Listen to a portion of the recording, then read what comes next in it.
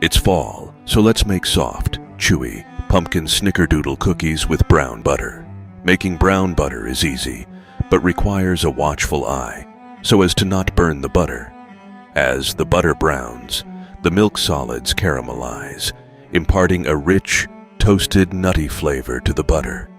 Using a stainless steel pan, over medium to medium-high heat, melt 2 sticks of cold butter.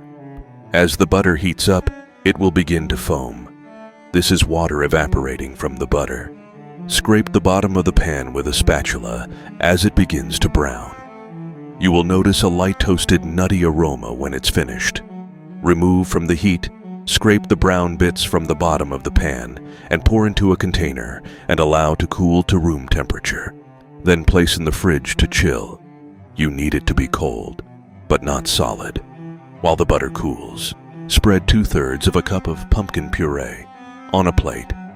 Using a paper towel, press down on the puree to absorb water. It is critical to the success of this recipe that the puree feels like dry Play-Doh and now measures roughly 1/3 of a cup. I ended up using about 10 paper towels. Overall, pour the cooled brown butter into a bowl and mix in a 1/2 cup plus 2 tablespoons of dark brown sugar and 1/2 cup of granulated white sugar until it resembles wet sand. Whisk in 2 egg yolks, 2 teaspoons of vanilla, and the dried pumpkin puree.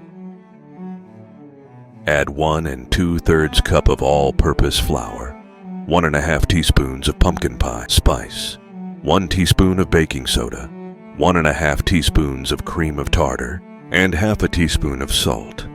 Then fold it all together until it's just combined. Then place it in the fridge for about 5 minutes to firm up.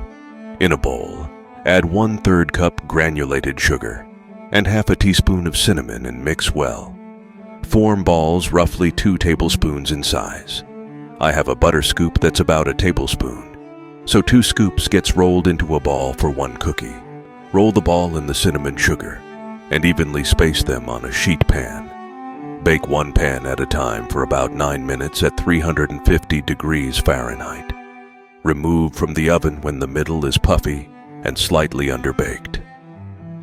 Allow to cool for a few minutes before transferring them to a towel or wire rack to cool further.